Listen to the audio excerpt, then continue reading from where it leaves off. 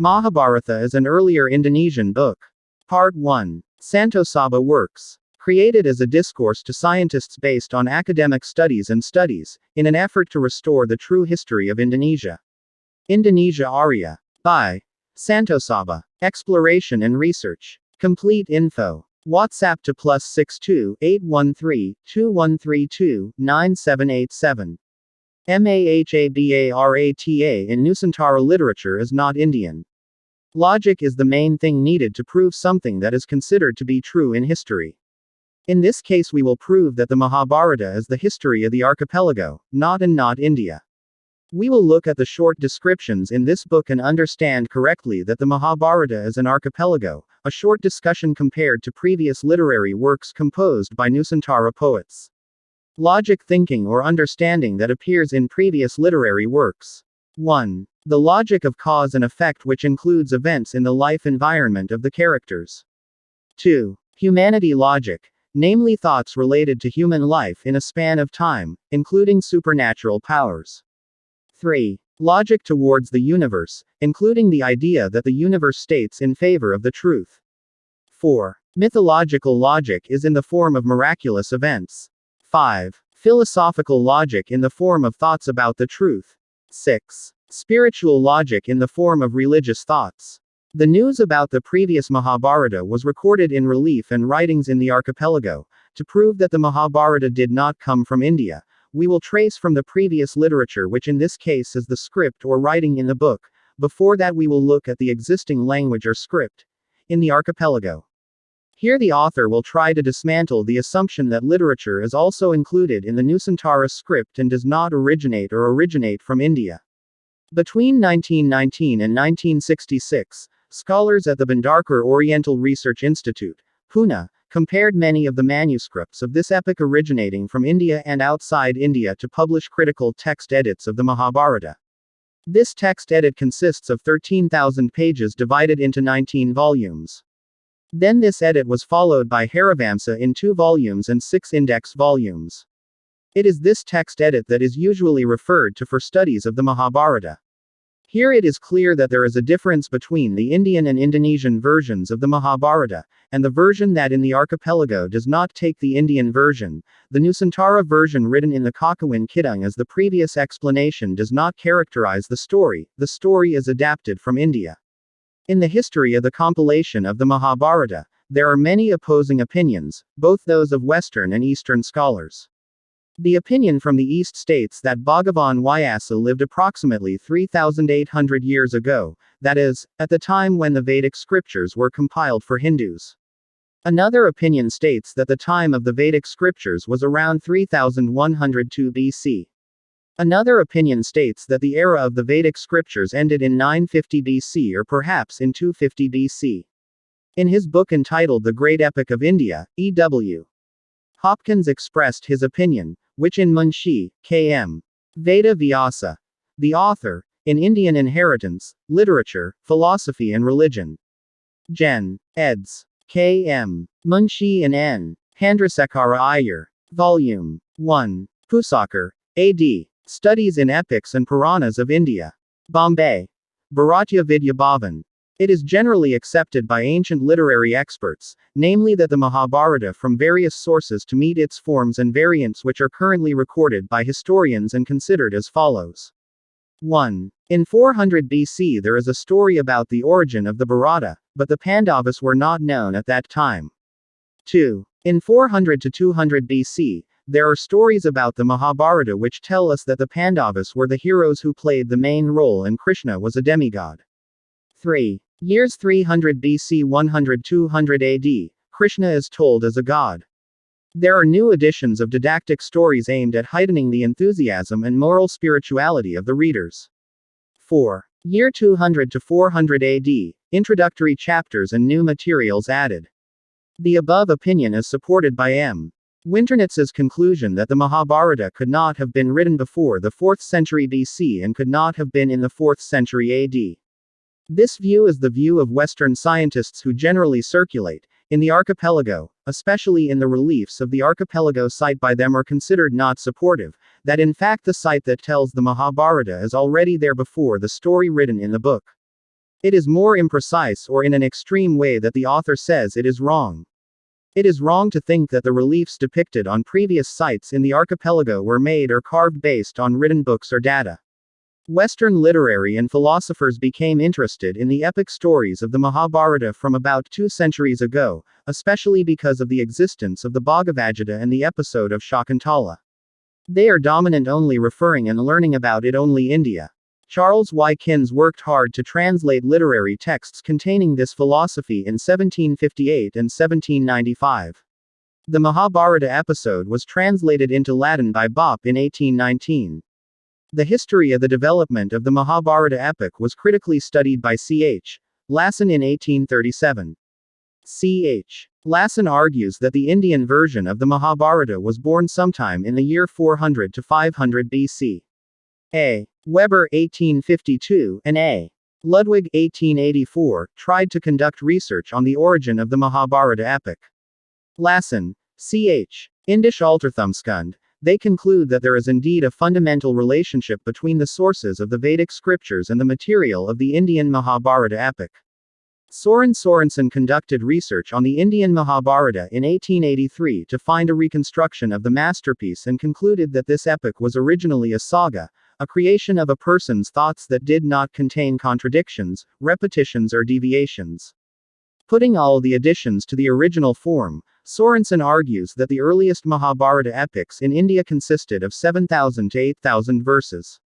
Eastern scholars, especially those from India, now assume that the historical events in the epic Mahabharata occurred between 1400–1000 BC and that the presence of such a great epic could not have been before or after that time. The story told in the Mahabharata epic is a conflict between 2 cousins, Kaurava and Pandava, which developed into a major war and caused the destruction of the Bharata, also called the Coronation. Various manuscripts are spread from the Middle East to Indonesia, Bali, in various languages, including Nepali, Maithili, Bengali, Devanagari, Telugu, Grantha and Malayalam. We find the Mahabharata Nusantara manuscripts in Old Javanese, 10th century Kashmiri, 11th century, and Persian, during Akbar's reign. Ramayana and Mahabharata in Indonesia written in Old Javanese have been compiled in East Java in a form called Kakawin. Some of the more widely known Kakawinyas are Ramayana, Bharatayuddha, Arjunawiwaha or Smaradahana. These Kakawin are actually not and do not copy from Indian literary works.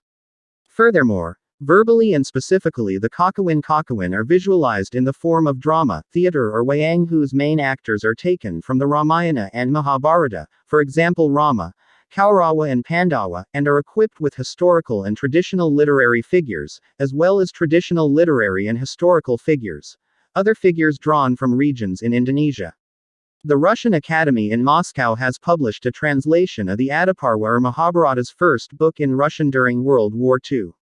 Episodes and parts of the Mahabharata have also been translated into French, English and German. Intertextuality approach to literary work. Text or writing as a literary work with its main means is language, which is a system of collection of signs.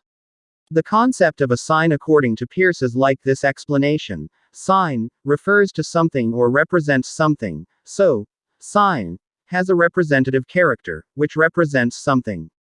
The results of the interpretation of a sign by the interpreter produce new signs for other or subsequent interpreters, so that a sign besides having a representative character has an interpretive character as well. The result of the representation is called denotatum, and the result of the interpretation is called the interpretant. A sign is part of the overall rules, agreements, traditions, customs, and is also called code. A writing or literary text as a whole is a sign with all its characteristics for the reader. The text is a substitute for something else, an imagined reality. Pradotokusumo, 2001-11-13. The previous archipelago literary work, in this case, is the Mahabharata, which is a sign that lies between the denotatum and the interpretant. The new code resulting from decoding is rewritten into literary works through the encoding process. These literary works may be taken from objects that last a long time, from stories in the form of real history that happened in the past through mouth stories, or what is more likely as the stories depicted on the reliefs of previous sites that have existed for a long time and have not changed. This is where the role of the reader has an important role in receiving, interpreting, reconstructing, giving meaning to a work. Literary works have two sides, namely, artistic and aesthetic. Artistic is owned by the text created by the author, and aesthetics, namely the reality that is enhanced by the reader. According to Gadamer, a literary work does not appear to the world as a finished and neatly wrapped bundle of meaning. Meaning depends on the interpreter's historical situation. Selden, 1993-117. Karl Mannheim, interpreter or writer opinion as in Kulturbundenheit, cultural attachment, and Zeitgeist, spirit of the times. Lubesby, 2010. Text or writing. Text is not a perfect presentation but consists of blank sections. The reader fills in the blanks that contain ambiguous meanings in the writing, he fills them in freely according to his experience. From the perspective of the reader, the meaning of a literary work is essentially unstable. Eagleton, 1985-7681. Quote, "The intertextual bag approach is one of the approaches in uncovering the meaning of a literary work. Intertextual bag is an approach to obtain the full meaning of a literary work in relation to other works that become its hypogram, previous texts, both in the form of fictional texts and poetry." Quote, Nuhientero, 1998, 54. The study of intertextuality departs from the assumption that whenever a work is written, it cannot possibly be born from a cultural vacuum. Cultural elements, including all conventions and traditions of society, are in the form of previously written literary texts. Nuhientero, 1998, 50. Kristeva's thought supports the emergence of intertextuality thinking, namely, that language can be reduced to dimensions that can be accepted by consciousness. Consciousness is not a static subject but is in an imaginary form. Lecht, 1994 translation 2001, 221. Foucault argues that there is no society without major narrative, which is then repeated in various formulas for ordinary texts, ritual texts that are spoken in certain circumstances. Things that have been said are then discussed again because people suspect that there is something secret and splendor hidden in what is said. This fact raises the idea of understanding literary works. Literary text is read and must be read against the background of other texts. There is no single text that is truly independent, in the sense that its creation and reading cannot be done without other texts as examples, frameworks, not in the sense that the text just copy other texts or meet the framework that has been given first. But in the sense that even in distortion and transformation, the existing text model plays an important role. Rebellion or deviation presupposes that there is something that can be contradicted or diverted. Tu. 1984, 146. The literary texts which form the basis of the creation of a work are then called hypograms. Riffitter, 1978, 23. Confirmation of myth is called myth of freedom. Both of these things can be said to be something that must be present in writing literary texts. There are elements of a hypogram in a work, it may be realized that the author may also not realize it. Nuhientero, 1998, 52. As already known in the writing above, the absorption elements of the hypogram are absorbed by the text, then differ, as in previous studies. Taking the example of Pradotokusumo's observations on Kakawin Gajah Mada, Kakawin Gajah Mada was built by the mosaics of previous literary works, Shamama Suradno on Hikayat Iskandar Zulkarnain, resulting in the charisma of Iskandar Zulkarnain's character spreading to a number of Malay literary works, and Kuntara Wiryamartana to Arjunawiwaha, that Arjunawiwaha experienced different responses in different genres. Likewise about the Mahabharata in the book. If the book that writes about the Mahabharata is written in the archipelago language, which is earlier from Indian language and script literature and does not originate from India, this will prove that this is indeed the noble work of the Nusantara nation. The archipelago, especially the ethnic groups that produced written sources using national or regional scripts, were used before what was considered to be the prehistoric era. This assumption is a matter of proclaiming that there has been an advanced culture in the archipelago. There is an assumption that Indian culture came to the archipelago solely because of the role of the archipelago's intellectuals who took part in the international political arena, but that does not mean that at that time the archipelago did not recognize characters as a means of social interaction with other nations. The shape or form of the script that played a role in that period was actually the result of the creativity of local intellectuals who had selectively mixed foreign elements from various schools, which at the climax reached an agreement on the style of the type and shape of the script according to the conditions of the cultural area. During the innovation process, the people of the archipelago had reached a state of cultural readiness and procedures for communicating both orally and in writing. Therefore, when foreign innovations arrived, especially from India, the people of the archipelago could immediately digest and adapt, of course, through the knowledge and experience of local culture. De May 1952, 1955. But Dutch scholars prefer the term Prenegari de May 1995, Sediawati 1978. This type of script then developed in Southeast Asia, although only limited or imprinted, to write religious texts on tablet media, inscriptions as well as stupaka made of clay, roasted or terracotta, or dried and sun-dried. Textual objects of this type are almost certainly not or rarely accompanied by calendar elements, so it is difficult to determine their exact period. As far as the facts are, that opinion is not accompanied by a complete explanation until at one time. A French epigrapher named Louis Charles de May, 1951-55, who stated that the hypotheses of these experts have not really confirmed where and how the origin of the presence and flow of Indian culture to the archipelago, unless it is thought that it did not only come from one place, but also from various other places.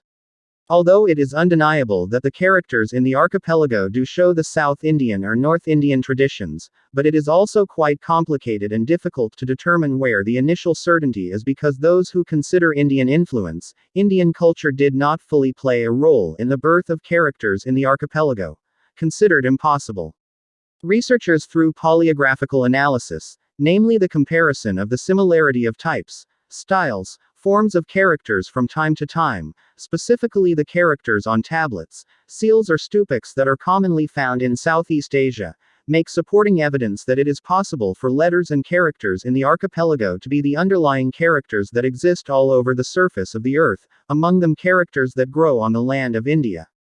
Here the author concludes that it is most likely that the writing civilization originated in the archipelago. We can see from the form of writing that underlies hieroglyphic writing.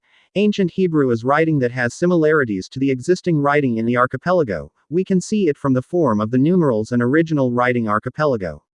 Literature Nusantara. Nusantara literature, in this case the language or in the form of writing as a script or text in the archipelago, which is widely distributed in the native languages of the archipelago in each region, among others, Kawi script, Wyanjana script, Old Sundanese script, Batak letter script, Ulu letter script, Lontera script, Rincong script, Tagbanwa script, Balinese script. Archipelago script is a variety of characters or writings used in the archipelago to specifically write certain regional languages. The term Nusantara Aksara can also be used to summarize the characters used and developed in the Philippine Islands. Almost all regional scripts in the Philippines are derived from the Kawi script, Old Javanese script. These characters include the Baybayin script, the Tagbanwa script, the Buhid script, the Hanunoa script, and the Kapampangan script. Meanwhile, the Eskaya script is the result of the original culture of the Philippines. In the archipelago, objects such as inscriptions engraved with characters are found in Sumatra, Java and Bali. The script which was then more popular in the archipelago was the Pallava script, South India, same. The Pal-Awa script is found on the 7 Yupa inscriptions, sacrificial memorials, of the Kutai Kingdom, East Kalimantan, and a number of inscriptions from the Tarumanagara Kingdom, West Java, also have a tendency to not include dating elements. Some scholars refer to the engravings of twists, tubers, and tendrils as special script forms called kru letters, conch shell script or Sanka characters. What is clear is that Pilan, Ganda twists or tendrils, is an image of the oldest geometric art style known to humans in the archipelago, before it was known as Aksara, Jafar 1978. This is what supports and proves that the original script of the archipelago is a script that is older than other scripts that have been thought to exist in historical records, namely Sumer. The two kingdoms that were quite far away both used scripts similar to Pallawa Grantha and Sanskrit in their distinctive innovative styles. Tarumanagara era inscriptions are carved in natural stone. Especially the inscriptions of Charutan and Muarachantan, Kampung Estuary, on the banks of the rivers Sisadane and Sabungbulang, Bogor, West Java, arranged with Sanskrit metrum, sloka, some are engraved with twists, tubers and tendrils. Once again it is emphasized that the use of a script or Sanskrit which is similar to India does not mean that the script originated in India. This is because the written communication used by the kingdom at that time was a language that was understood internationally, or maybe the Pallawa script which in India originated from the archipelago. Ornaments, which were later found mostly as original works of the indigenous population, especially developed in several areas in Sulawesi. Characteristics that have special features as a result of very old local creativity developed in a natural and cultural environment based on established creativity and develop according to their conditions. It is this development characteristic that then becomes complicated because each individual or community group from a cultural environment has the concepts to develop literary styles and forms which then give birth to distinctive types of cultural support. Basically, the characters that developed visually in the archipelago, especially in the classical period, generally consist of 33 basic utterances. Since the beginning of the presence of characters in the Southeast Asian region, they were present to develop in almost the same periods, indicating a similarity lasted until the 8th century AD. In some ways it shows similarities to Pallawa such as the later script style which Bohari called the post-Pallawa script, but almost in every region of mainland Southeast Asia and the archipelago at least the 8th century AD, a script that was basically the same but had its own special features. The styles and types of script mostly have similarities to a number of written documents in Sumatra and Java that use the type of language of instruction known to have developed in each of the cultural supporting areas, including Old Malay, Old Javanese, Old Sundanese and Old Balinese. Some opinions suggest that it is possible that the characters present in the archipelago were a development of the Pallawa script, but their characteristics and relationships are still not completely explained, because of the differentiation of the characteristics of local characters and their relation to Pallawa too far. The boundary between the one older style of the script and the one present is then difficult to determine, the possibility of both developing almost simultaneously. Or the existing styles may be displaced by the presence of new styles and types of characters, shifts and changes according to the times, such as what happened with the emergence of pagan and Latin characters.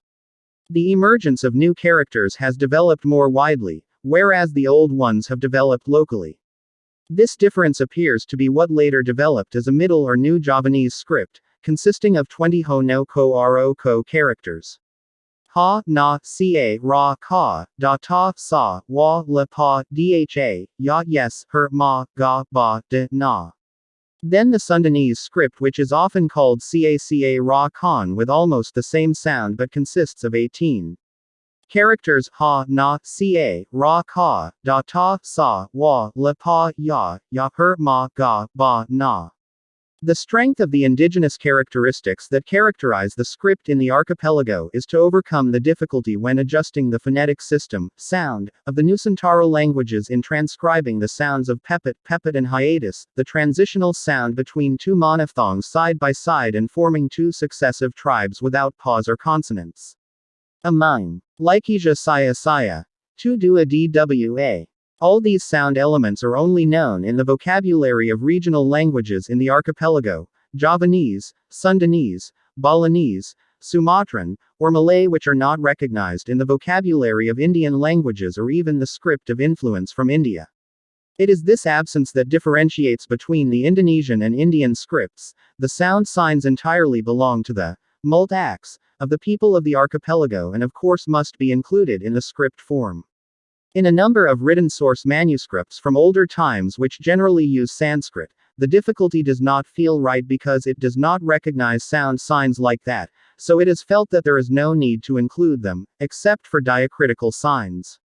Overcoming this difficulty as far as possible does not write the proverb at the end of the first syllable at the main word, but the consonant at the beginning of the syllable is doubled with the consonant beginning of the second syllable, such as d makan, wian, sikbo, l ma, wdus, wkas, k dunkluk, and so on. Although the Citraleka, the writer of the inscription, admits that it is not always the consequence of syllables that are difficult or impossible to double, the sign e proverb is here replaced with a sound a, such as sukat, sukat, mangajam, mangagam, mapakan mapakan, and so on. Bohari, 1958. Kawi script, Sanskrit. Kavi meaning, Puanga, is a historical Brahmi script that was once used in maritime Southeast Asia around the 8th to 16th century AD.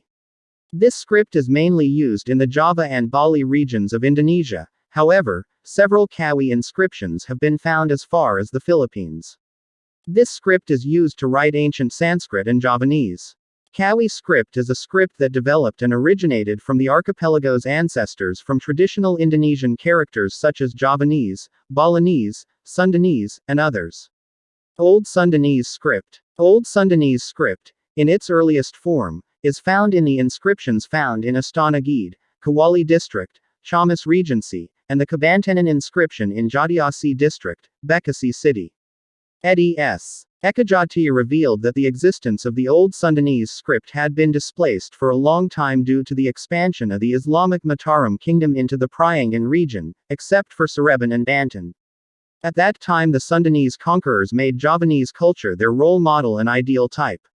As a result, Sundanese culture was displaced by Javanese culture. In fact, many Sundanese writers and cultural observers use Javanese writings and icons. Suku script. Suku script is an old Javanese script Kawi found on the Suku site. This script was very unique in its era where it did not use hanging letters in the writing system, only using a sandangan sign in writing inscriptions. The oldest inscription and also signifies the oldest script written without hanging letters, which in fact is quite a lot found in this script, with the above system found in regions in Indonesia and even in the Philippines that use this writing system. The script on the inscription or written inscription beside the tail of the Garuda on the Suku site reads: Lawasarajegwesaduk pinerpkapitegdan wangmidankahempu ramakarubu halabu jenaharbut bumakakaratain babajongmara maraistrahaning tangbango. According to the reading of Dharmasodapo, 1984. Wyanjana script is a Ing-Ejana script, which is the original script in Javanese, so that the intensity of its use is very high, which gets a diacritic view. Aksara Rekan is a script that is rarely used in Javanese writing, but is still used with little intensity. The new Javanese script uses symbols known in international relations. For example, exclamation marks, question marks, quotation marks, brackets, square brackets. Batak letter is the name of the script used to write Batak languages, namely Angkola Mandaling, Karo, Pakpak Dairi, Simalungan, and Toba. Batak letters are still related to other archipelago scripts such as Surat Ulu in Bengkulu and South Sumatra, Surat Inkung in Karansea, and Had Lampung. This script has several form variants, depending on language and region. Broadly speaking, there are 5 variants of Surat Batak in Sumatra, namely Angkola Mandaling, Karo, Pakpak Dairi, Simalungan, and Toba. This script must be known by Datu, namely people who are respected by the Batak community for the calendar. Today, this script can still be found in various libraries, namely the traditional books of the Batak people. Characteristically, the Batak letter is a type of script called a bugda, so it is a combination of the alphabet and syllable characters. Each character contains a consonant as well as a basic vowel. This basic vowel is the sound a. However, with a diacritical sign or what is called an anaknegerate in the Batak language, this vowel can be changed. Ulu letter script, estimated to have developed into the Pallawa script and the Kawi script used by Srivijaya in Sumatra to communicate in writing with the international community at that time. Lontera is the traditional script of the Bugis Makassar people. The form of the Lontera script according to cultural observer Professor Matulata comes from Sulapa Apawalasuji. Walasu comes from the word wala, which means separator, fence guard, and suj, which means daughter. Wala suji is a kind of bamboo fence in a ritual in the form of a rhombus. Salapa Epa, 4 sides, is a form of classical Bugis Makassar belief that symbolizes the order of the universe: fire, water, wind, earth. Api, air, wind, land is the original basic philosophy of the archipelago, which is found throughout the archipelago. It does not originate from India. This Lontera letter is generally used to write governance and social regulations. The manuscript is written on palm leaves using a stick or kalam made of coarse palm fiber, about the size of a stick. Lontera is a development of the Kawi writing used in the Indonesian archipelago around the 800s. However, it is not known whether Lontera is a direct descendant of Kawi or from other Kawi relatives due to lack of evidence. There is a theory that Lontera's writings are based on Rajang, South Sumatra, because of the graphic similarities between the two writings. However, this is unfounded, as some of the Lontera letters are a younger development. The term, Lontera, also refers to literature on the history and genealogy of Bugis society. The longest and most famous example is perhaps the Bugis creation myth Shore, Galago, with a page count of up to 6,000 copies. Lontera was once used to write various kinds of documents, from maps, commercial law, letters of agreement, to diaries.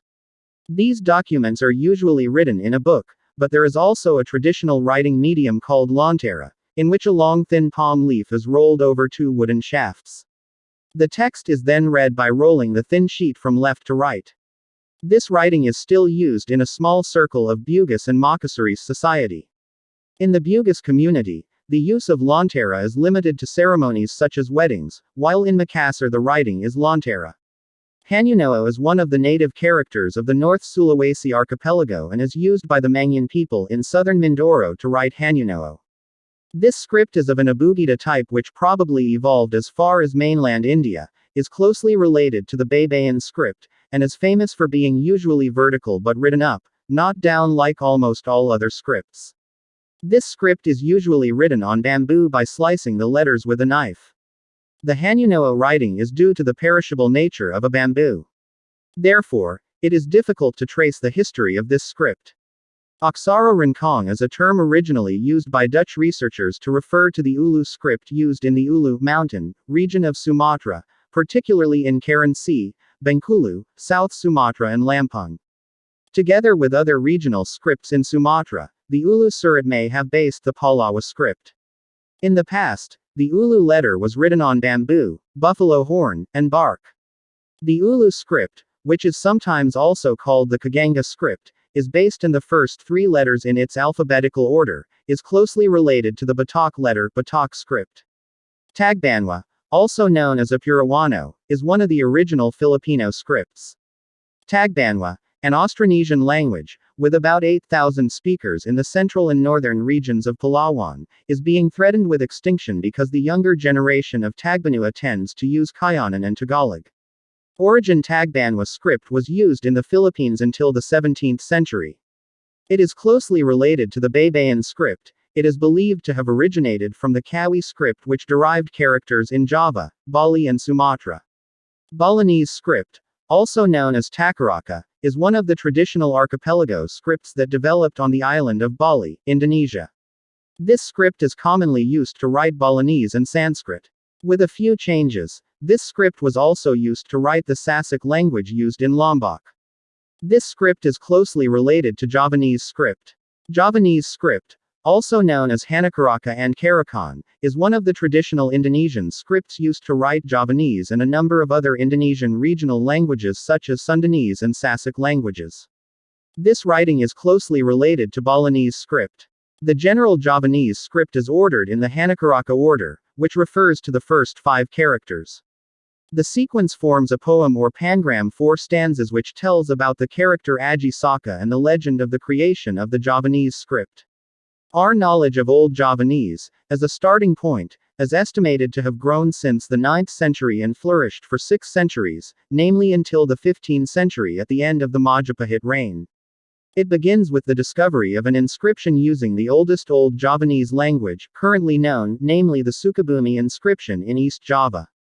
Therefore, the Sukabumi inscription is considered a milestone that started the Old Javanese language. This is proof that the ancient Javanese script did not come from outside but grew from the script that was already there in the land of Java.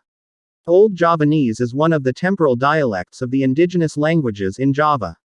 This language can now only be found in written works such as in the books of Ramayana, Adiparwa, Sudasoma, Bharatayuddha, Arjunawiwaha and others.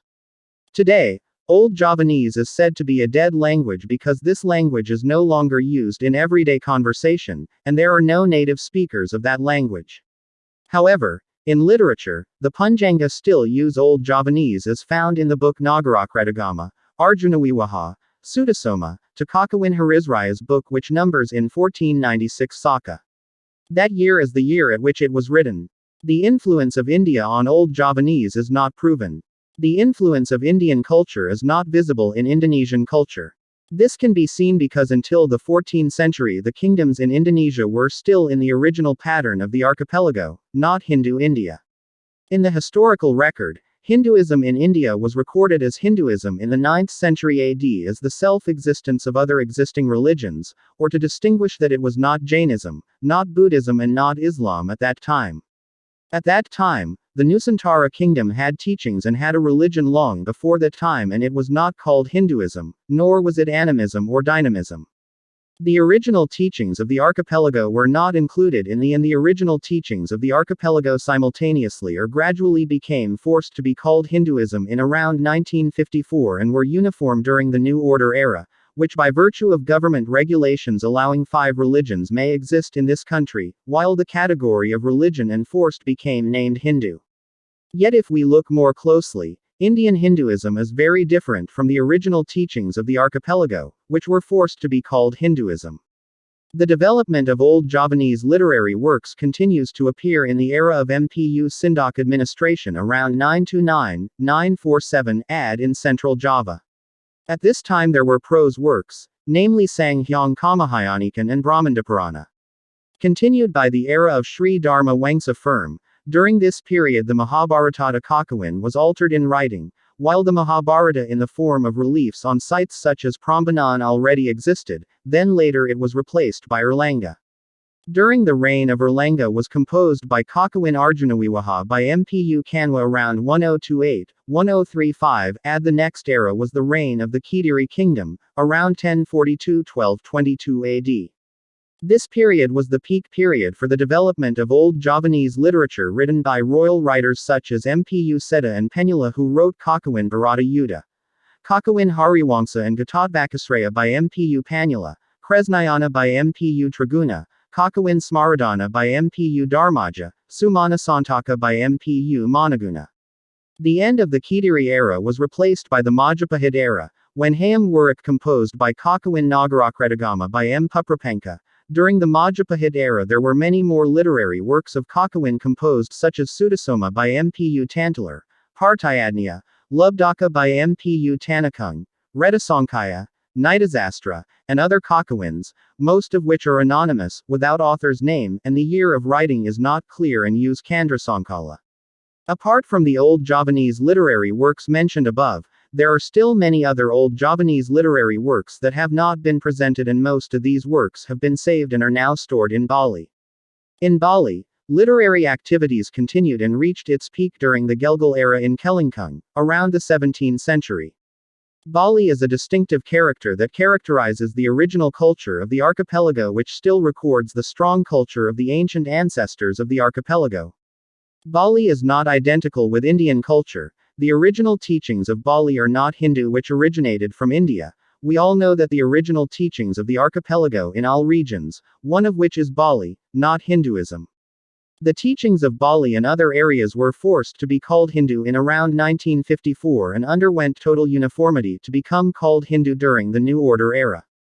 Kakawin and Kidung Old Javanese literature from the 9th century underwent many changes during the development of time. There were words that were no longer used, new words began to appear, semantic changes took place. This can be proven by comparing the works of Old Javanese literature. Literary works whose production years are older in Old Javanese language while those in the younger years of manufacture are classified as Middle Javanese, which according to Zoetmulder is called Bahasa Kidung. In Old Javanese literature, There are two kinds of poetry that differ from one another mainly because of the meter, namely the Kakawin and Kidung types. In terms of the year of writing, Kakawin is indeed the earliest to appear compared to Kidung, but some Kekawin in Old Javanese may be younger than some of the Kidung in Middle Javanese. Most of the Kidung is written in Bali, and based on the works that exist today, we can conclude from the evidence that all Middle Javanese literature that we know today comes from Bali. This is what proves that Bali still has strong traditions of its ancient ancestors, supported by the Balinese culture which is still strong and firmly holds its customs in the life of the Balinese people to this day. Old Javanese literature has come to us from a long time ago. Only some of them can survive the course of the centuries. The only documents that in their original form have come down to us are the inscriptions engraved in brass plates or stones.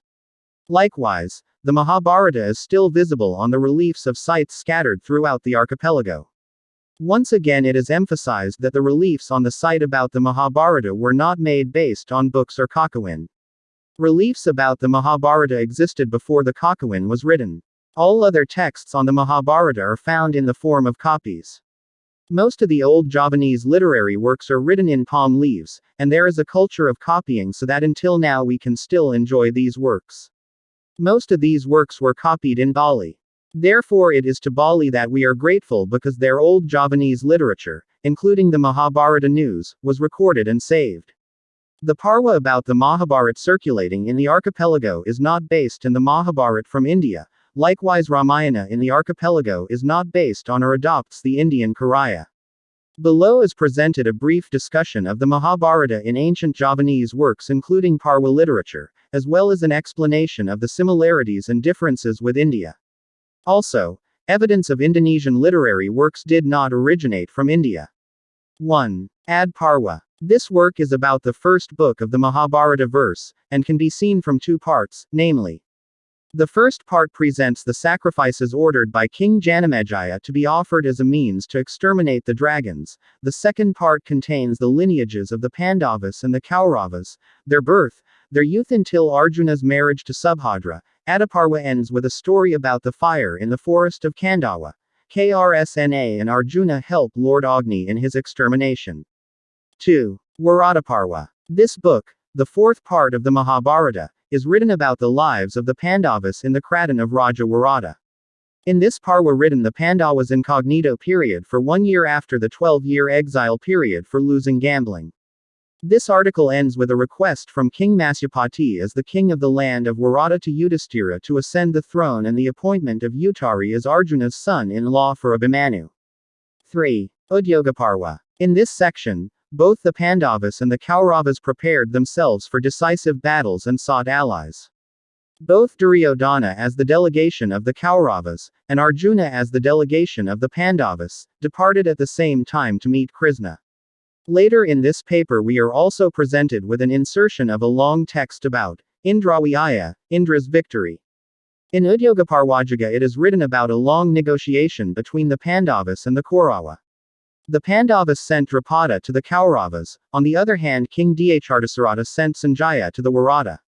But these negotiations failed until finally Krishna himself intervened and there was a war. Here is also written the enmity between Bhisma and Karna. On the other hand Bhisma emphasizes that he will not fight Sikandi. This writing is interrupted, namely in the pre-war writing between Bhisma and Parasurama.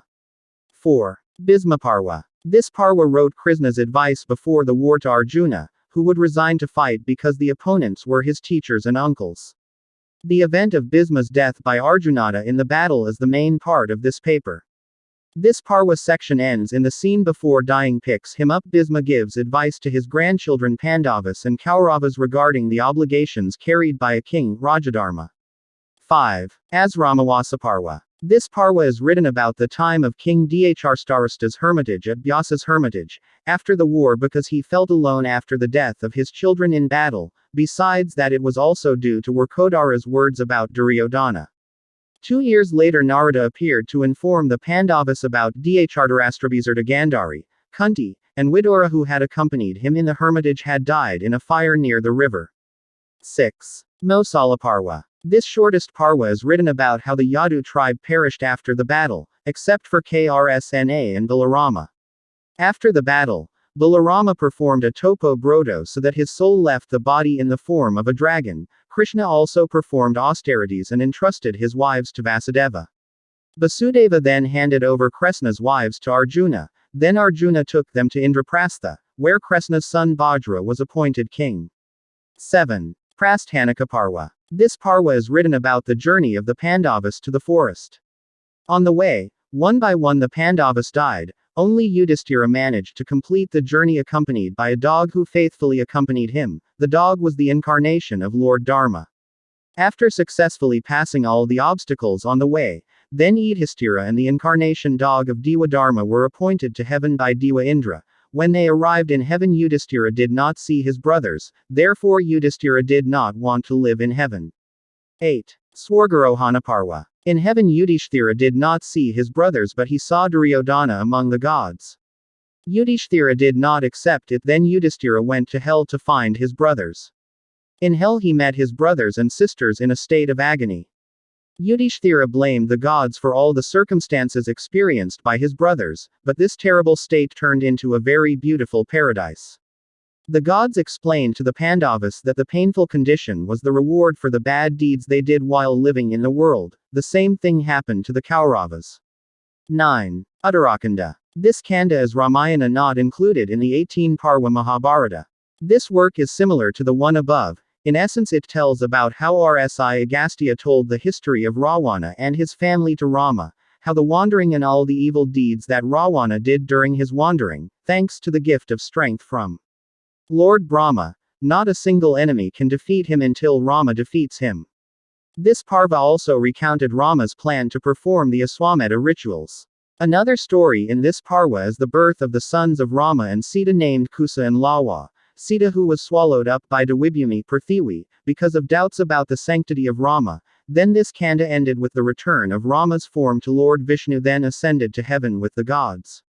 Uttarakhanda is written by Valmiki, India. In the archipelago there is no story of this, so we can prove that the Kakawin, or the book that tells about the Ramayana and Mahabharata, is not adapted from India. In this case the book made in India is famous, namely Valmiki.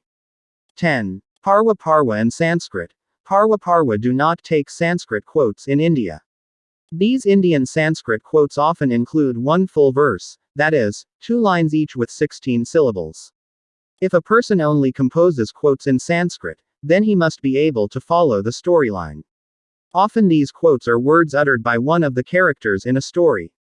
For example, a quote about Karna's conversation with Arjuna before the Drupadi contest was held.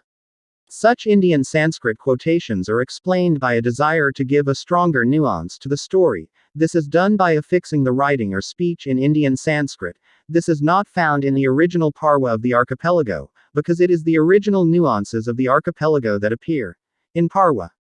11. Parva writing. The preamble of the 3 Parva, namely Ad Parva, Warat Parva and Bhisma Parva, contains relevant information on this matter.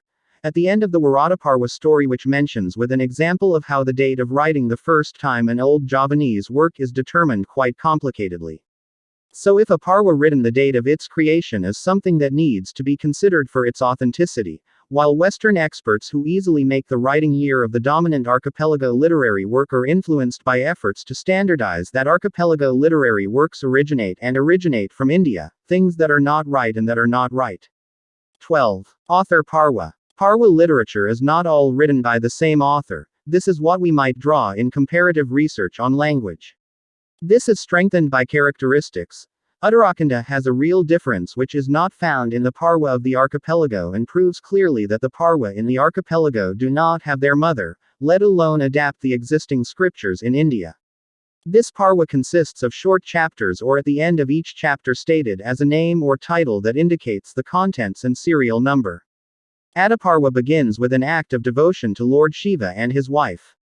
In Varadaparva the first preface is addressed to the same Kresnadvipayana as Vyasa. Bhismaparva was started by praying prostration to Vyasa, then to the king of the island of Yawa, who used the name Hari because he was Vishnu. 13. Metrum Kakawin. The term Kakawin comes from Indian metrums, while the term Kedung is native to Javanese. Kidung is an original Javanese word, while the word Kakawin has already revealed its origins, namely from the Sanskrit word kawi, but the two Javanese affixes an N give it a crossbreed color. Kawi originally meant one who has extraordinary understanding, one who can see the future, a wise person, but in a peculiar sense, namely a poet. The ka and n affix which makes the form kakawin means the work of a poet, the poetry. In the classical period, known to Javanese writers, the word kawaya kawi means the fruit of the Kraton poetry, a poem which is primarily epos in character, which is somewhat contrived in style, and these are precisely the characteristics of kakawin in Old Javanese literature. In general, the metrical rules that apply to a kakawin are the same as those of kawaya in Sanskrit poetry, which can be formulated as follows. A stanza consists of 4 lines whereas each line includes the same number of syllables, arranged according to the same metrical pattern. According to this pattern, the quantity of each syllable, long or short, is determined by its place in the line and its conditions, and a syllable is considered long if it contains a long vowel and if a short vowel is followed by more than one consonant. The last syllable in each line can be long or short. These various metrums are used in ancient Javanese poetry, each with its own name. 14. About metrum. These Indian handbooks dealing with the field of prosody or the science of poetry are called Chandasastra and are by no means poetic inspirational books. In Old Javanese literature there are also books that discuss the prosody, but not based on Indian Chandasastra. It can be said that they are almost the same. For example, Wertasankaya by Mpu Tanakung and a review entitled Wertayana, without authorization. About the kakawin meter. The number of syllables kularaksara, in a line on, is called chanda by the poets Kawindra. The 4 such lines represent one kakawin. Here also explains about wordas as found in Pingala, which is about the place and the arrangement of long and short syllables. G. Urulagu. Thus the term WRRTA denotes the meter as determined by dividing the quantity in each row. It is also clear that the same chanda can include a variety of different texts. 15. Prosody of Old Java and India. More than half of the metrums contained in Old Javanese kakawin are completely absent from Indian handbooks. A large number of metrums not found in India come from Java. Kakawin in the classical period, i.e. until the heyday of Majapahit, were relatively free of foreign elements, whereas the kakawin from the time of the decline of Majapahit and especially the kakawin which originated in the Balinese period, i.e. after the Balinese kingdom separated itself from Majapahit, shows clearly that the literary works of the archipelago were not Indian at all. 16. The song metrum. The Kidung meter does not come from India, but from Java. The Kidung meter is called the middle meter and its basic principles are the same as the metrum in modern Javanese poetry which is called the Makapat meter. The general characteristics are as follows. 1. The number of lines in a verse remains the same as long as the meter is not changed. All middle meters have more than 4 lines, in contrast to kakawin.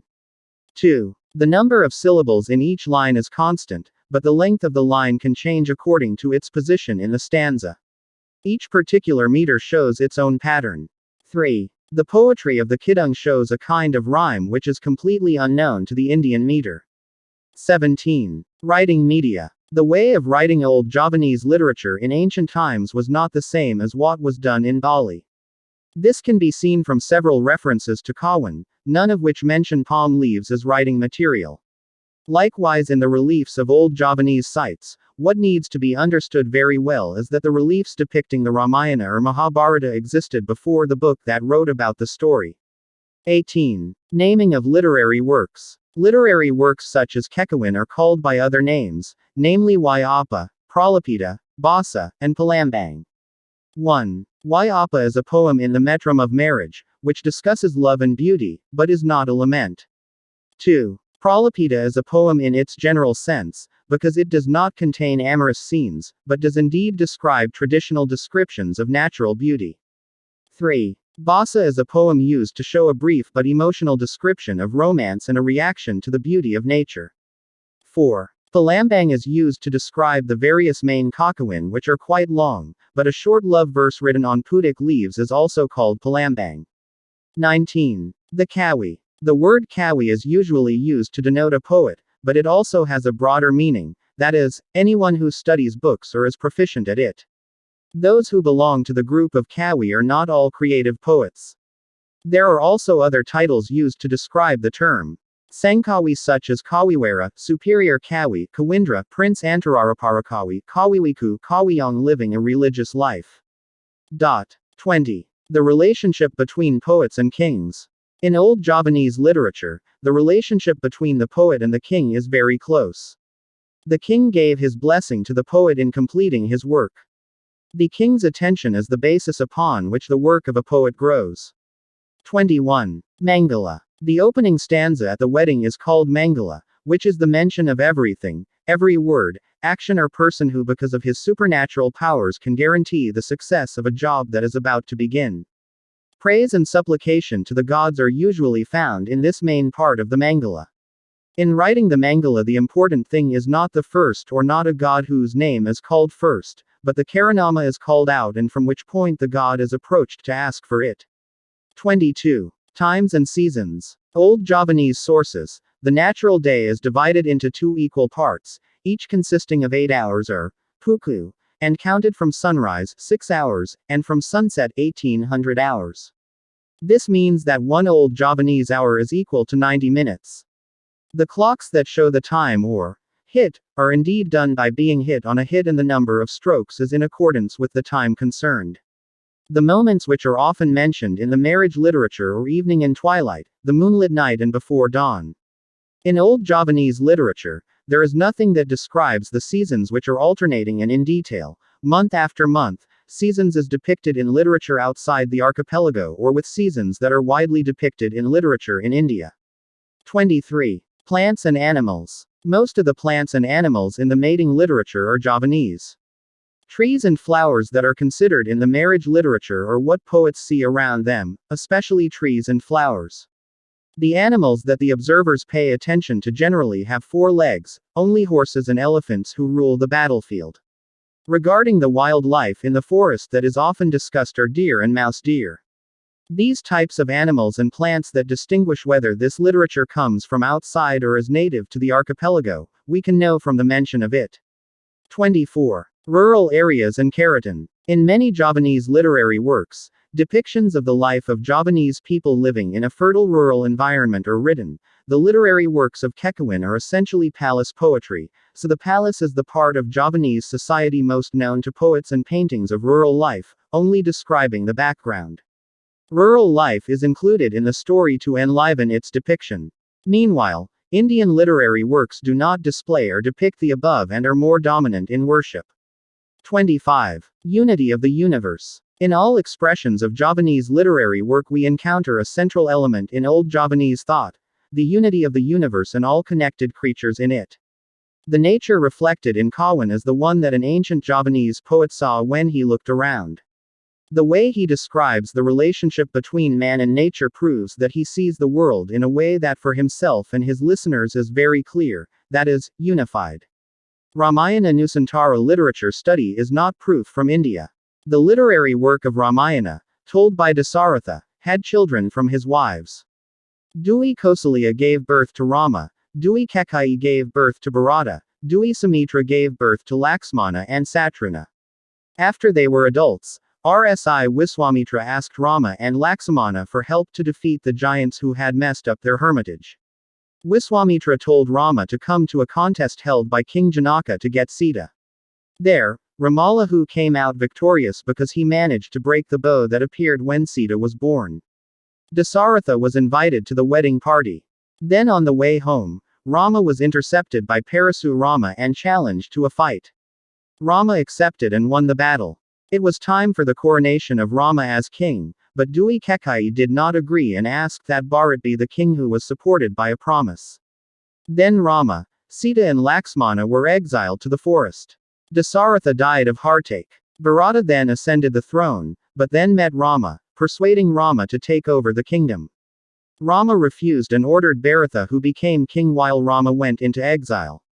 Rama, Sita and Laksamana stayed at Sudaksna's hermitage. All the bullies were crushed until Sarpanaka came to tempt Rama and Laxmana. As a result, Sarpanaka had his nose cut off by the admiral. He complained to his brother Ravana, saying that in Sudaksna there was a very beautiful Sita. Ravana is angry and goes to take revenge while trying to kidnap Sita. Sita was kidnapped with a disguise, because Rama and Laxmana were left behind, who were chasing the reincarnated deer Padamarika. On the way, Sita is helped by Jatayu, but can be defeated by the magic of Pankasona. Before dying, Jatayu tells Rama that Sita was kidnapped. On some advice, Rama went to Aresyamuka to ask Sugriva for help. Then arriving there, Sugriva begged Rama, so that he could help him defeat Subali, and finally Subali was killed by Rama. Sugriva sends Hanuman to look for Sita's whereabouts. Hanuman went to Alenka by going through many obstacles during his journey. In the Alenka, Hanuman goes undercover and manages to find Sita under an Ashoka tree guarded by Trajata. Hanuman met Sita and explained the purpose of his arrival, and he promised to return with Rama and the others to pick up Sita. After that, Hanuman went berserk and burned the entire city of Alenka.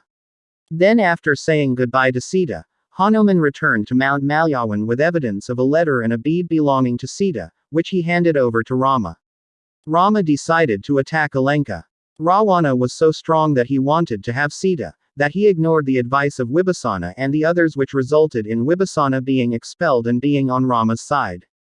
The monkeys successfully built the Setubandha bridge and arrived at Alenka. Rama and his entourage.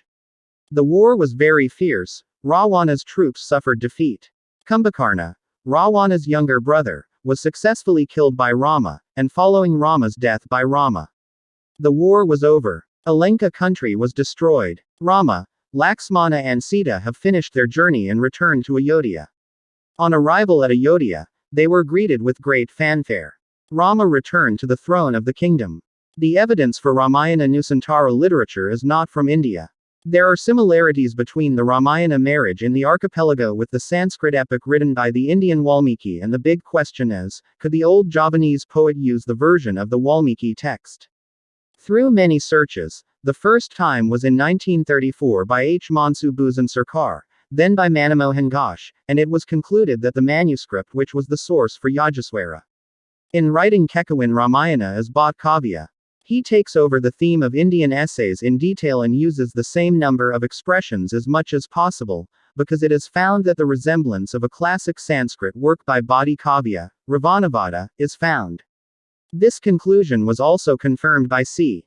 Bulkak and C. Hoykas, especially C. Hoykas, by comparing the couplet by verse of the Kekawin content with the content of Kavya from India. Whether this claim is true by the Indian version of the Ramayana Kakawin, who thinks that our Kakawin is imitating the Indian Valmiki, let us prove it. According to the story based and the perceptions of the Indian and Western people, this Kakawin was made by Yajaswara. Perhaps this opinion is based on a passage at the end of the Ramayana Kakawin itself which reads, Hadaguruyoga Yajaswara, she is exalted in virtue. This is rejected by Professor Dr. R. M. Ingperbajaraka. According to him, Yajaswara is indeed listed in the last line of the Javanese version of the Ramayana, but it is not the identity of the author, but the closing sentence which turns out to be Sangyajaswarasista, Sangsujana Sudamana Sira. The sentence, if translated thus, the yogi priest is getting smarter, Parasujana scholar, wise, is getting clearer after reading this story. So it is clear that Yagswara is not the name of this Javanese Ramayana writer. This verse in the form of Kakawin is one of many versions of the story of the Rama and Sita. Zoetmulder gave a note regarding the opinion which said that the reliefs in the Prambanan site came from the Ramayana Kakawin. However, he finally concluded that the Ramayana Kakawin were not around for a long time when the site depicts the reliefs. This means that the reliefs on the sacred building sites are already there before Kakawin tells the story of Ramayana. Professor Dr. Porbajaraka, an expert on Javanese history and culture, after reading the old Javanese Kakawin Ramayana, commented, "This is a legacy of Javanese ancestors, which is truly noble, enough to sustain life." In a broad scope, the influence of Ramayana on Javanese life philosophy can be seen from Sastrajendra, Sastrastha and Asthabrata. Time of writing and author of the Kakawin Ramayana. According to H. Kern, Ramayana was written after Bharatayuddha and before Bomantaka, so it is known that this marriage was written from the Kediri era of the 12th century. Stutterheim rejects Poerbajaraka's opinion regarding the time of writing this Kekawin, and argues that it was written before the time of Mpu Sindok. According to Hoykaz, this Kekawin is recognized as the first Kekawin and a role model for a series of similar works in Javanese Balinese literature, which more deeply examines the story, preserves its Indian character. In the view of Western scholars, Mpu Yajaswar is the one who composed this Kekawin even though it is without a strong evidence base, and this is approved by other Western scholars. According to Poerbajaraka, this work is Shiva Istis in nature, but according to Hoykaz it is Wisnu Istis. For people in previous cultures, the archipelago of Shiva and Wisnu were the main figures. Poerbajaraka certainly understands better because he was born and grew up in the archipelago. This is where the differences in the way of looking at the West, which has always been Nusantara, are seen. Is a land of colonizers. Understanding Kakawin. Kakawin is a form of poetry in the Old Javanese language. Usually a Kakawin in a certain meter consists of at least one verse. Each Kakawin stanza has 4 lyrics with the same number of syllables, and is usually composed of guru, and song. Guru is a term which means a heavy or high voice, while lagu is a light or short sound. In Metrum Kakawin, a syllable containing long vowels a, I, u, e, o, I and o is called a long syllable or teacher, while the syllable that contains a short syllable is called lagu. Kakawin is a poem sung at the time of accompanying religious ceremonies, both for the god Yadnya, Pitri Yadnya, and Manusa Yadnya ceremonies. Besides that, Kakawin is also usually sung at the time of the art performance that is contested. C. Berg the definition of Kakawin morphologically and etymologically. Old Javanese Kakawin has much in common with Kavya, Indian literary poetry in Sanskrit. Kakawin can be interpreted as an Old Javanese poem that uses the meter bar. Kavya, Indian literary poetry. Indildingtet destudia Vanaujavaj, 1928. This does not mean that with the similarity of the Kakawin Nusantara originating from India, the author claims that the archipelago literary sources that inspired literature in India on the basis of these literary similarities, Nusantara literature had spread to Indian land long before Hinduism existed in India. The original teachings and philosophies of the archipelago, which are depicted in reliefs and many sites, have spread and reached Indian lands to develop and grow in the form of Jaina, Buddhist and Hindu teachings, also coloring literature in India. Morphologically, the word Kakawin is formed from the root word kawi with an affix in the form of confic ka plus n. Basic word kawi lexically means author or poet. Woyowasita, 1973. 66 confic ka plus n, in the Old Javanese morphological system means declaring things to become as they are called. The root words are also supporting the meaning of rules, status as it is called the root word, so the word Kakawin means being a kawi or poet. Etymologically, the word kawi means clever and creator. Kakawin is an ancient Javanese poem. The meaning of Kakawin comes from the word ka equals kawi equals n, which means poet. Kakawin itself can be interpreted as poetry. The book that describes Kakawin is known as Redasankaya. This Redasankaya book was published by H. Kern in 1875 with Javanese characters and Perdelania in Dutch.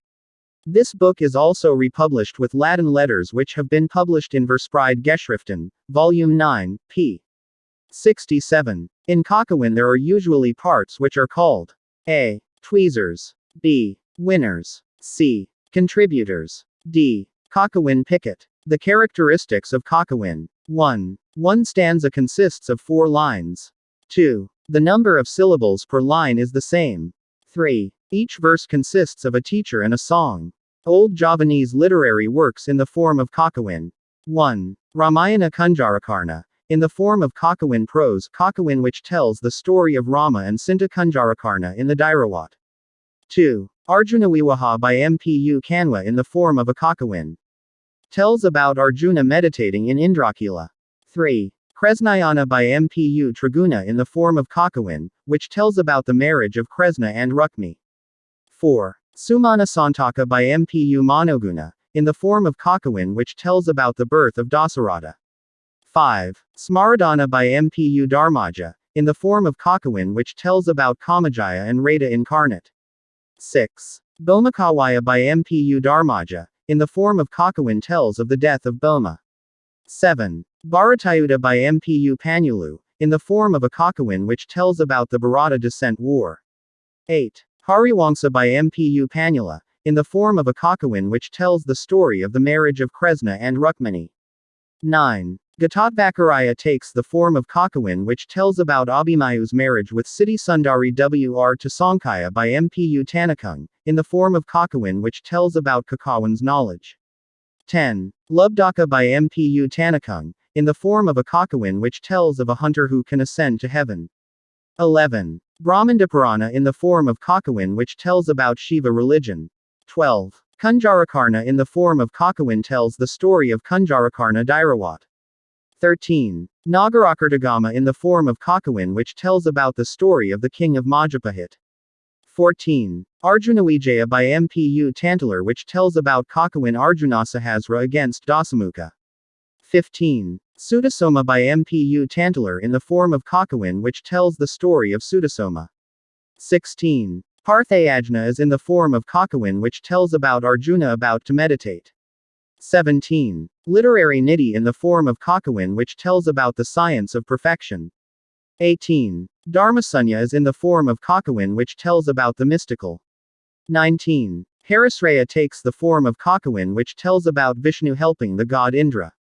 20. Kakawin Ramayana. Kakawin Ramayana and translation. Hanasararatudi Bayarangan, Prakastaringrat, Enemy Nirapranada, Jayapandita, Ringajikabe, Sangdakaratha, Namatamoli. There is a great king, listen. Famous in the world, the enemies of the king are all submissive.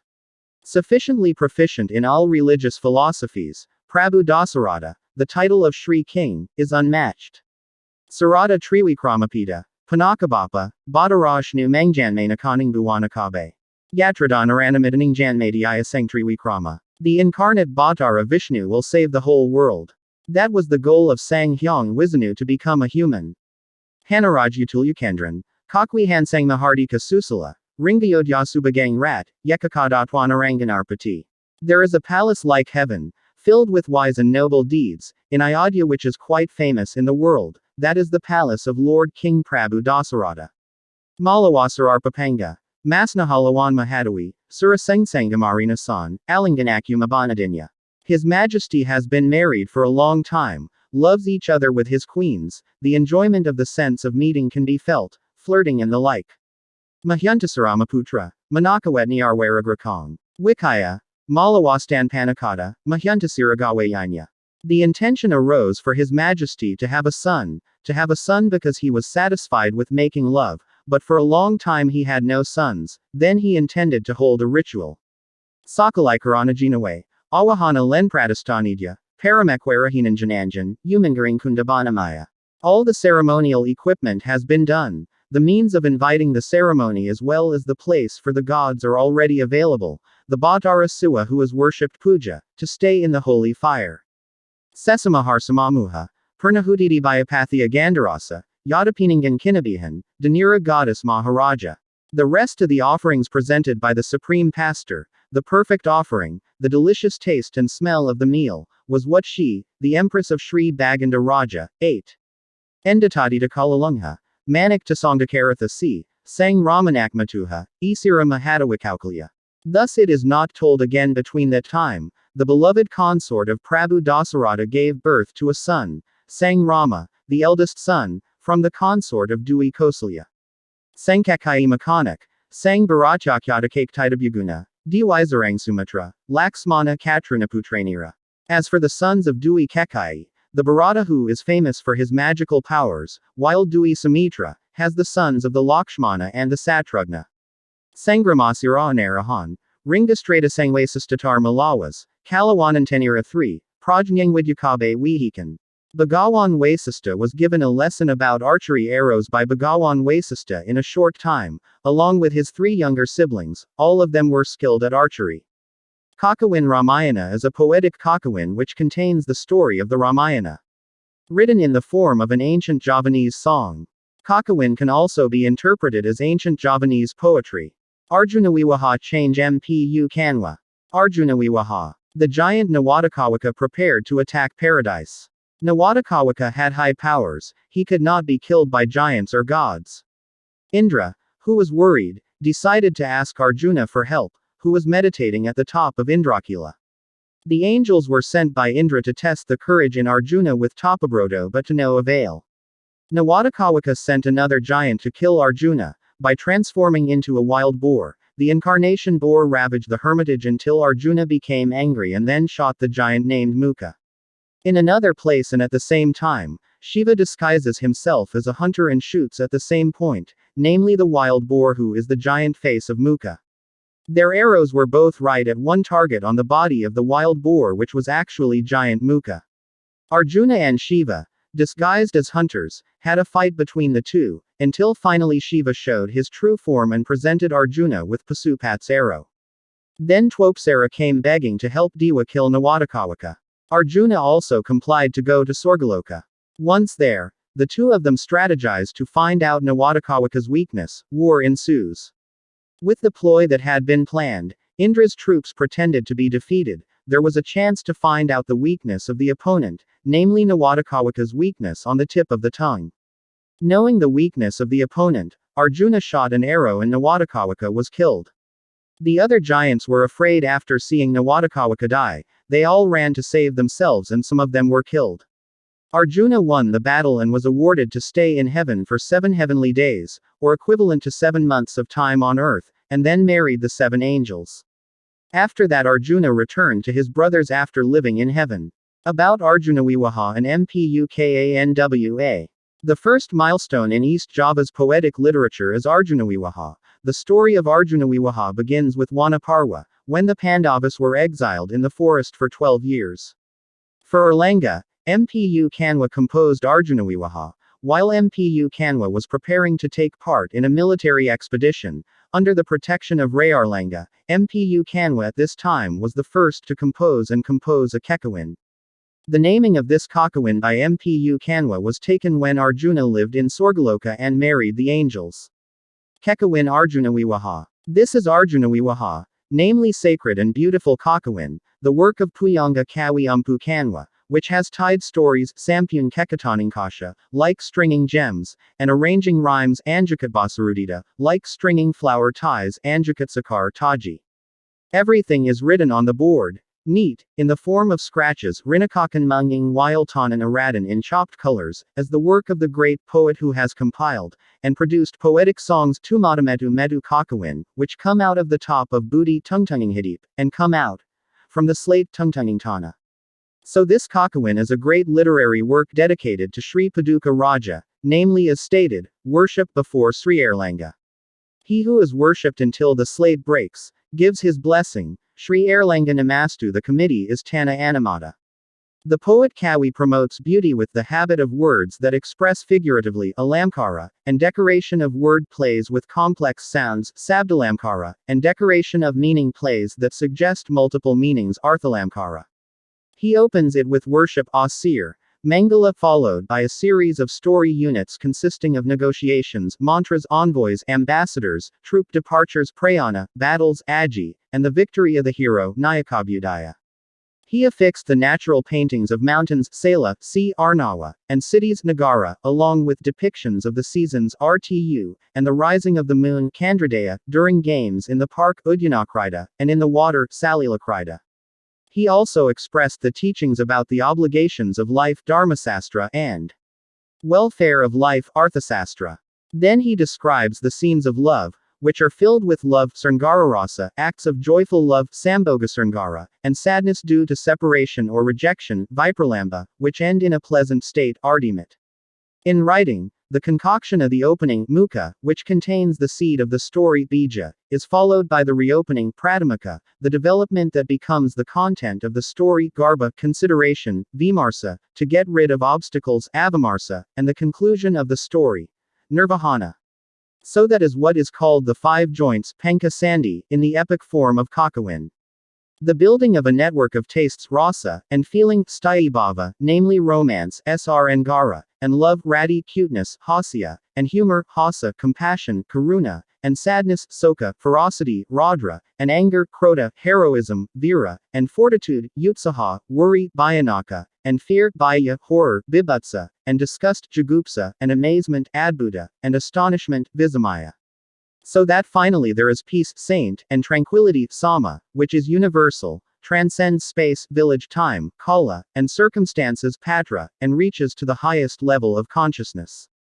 That is the feeling of peace, Santosa, which is the highest happiness, Paramasuka, because it is happiness that cannot return to suffering, Sukatanpabalaktika.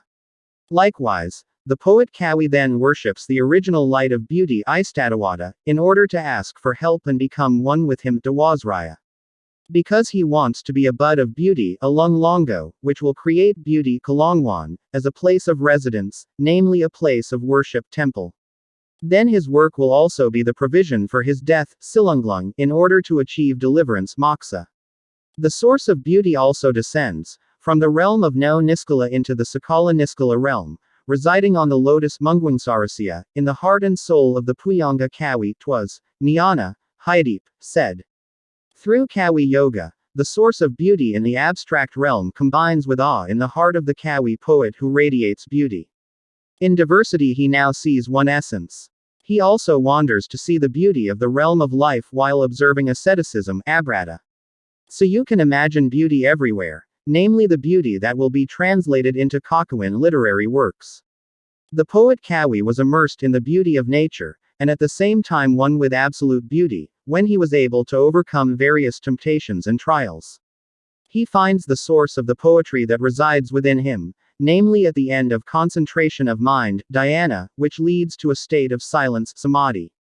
So he wrote Kakawin Arjunawiwaha, who worships virtue, yasa, as the fruit of a poet who does merit, yasa, and becomes a warning sign, yasa. It is like a temple with inscriptions perpetuating both the virtue of the worshipper and the devotion of the worshipper. Thus Kakawin Arjunawiwaha later became a path of contemplation, sadhana, which can be read, amaka, and chanted, anjidung. The 36 stanzas in the Kakawin become levels of consciousness filled with waves of Rokani feeling.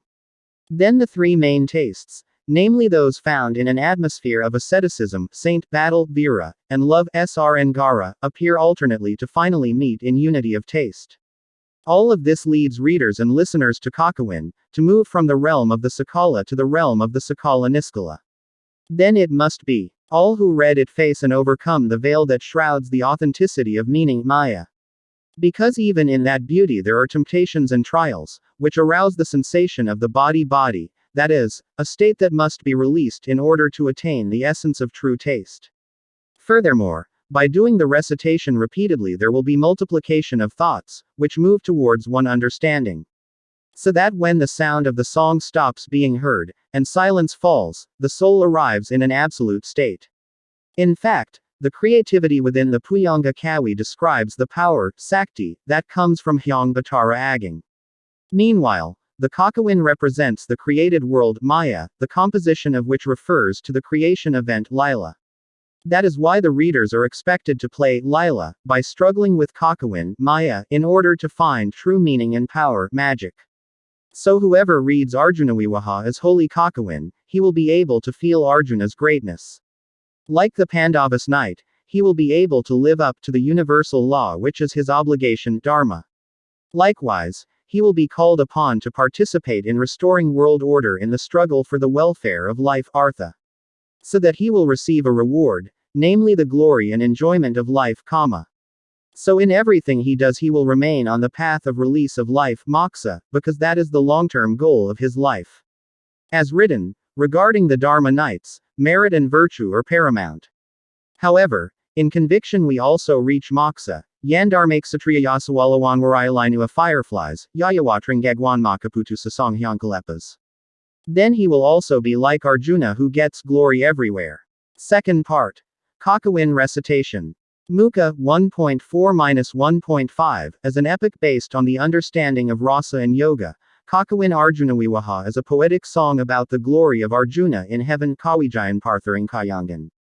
At the beginning of the Kakawin he was presented as a would-be hero. Nayaka, who will face his opponent's hero Pratinayaka. So that Arjuna was a mighty knight and a virtuous yogi. He is a hero, the Nayaka, who has attained the highest essence, Sangparamartha Pandita.